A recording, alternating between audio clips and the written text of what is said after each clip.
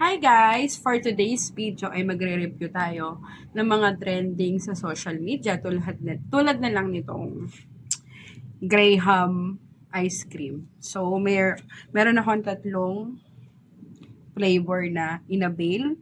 So, meron tayong Choco Fudge, Coffee Crumble, and Cheesecake. So, titikman natin siya at i-review natin kung ano yung lasa niya. Guys! So, unahin muna natin tong Choco Fudge. Let's try this. Try natin siya.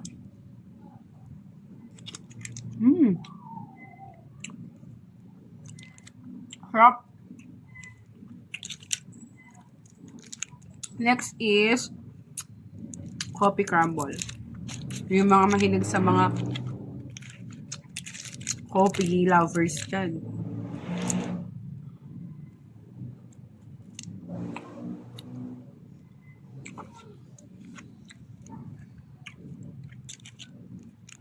Ang sarap din, guys. At yung cheesecake.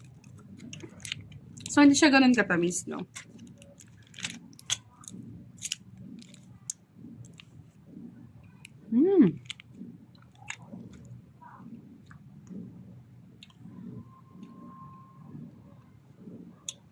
So, nagustuhan ko lang sa tatlong flavor na to.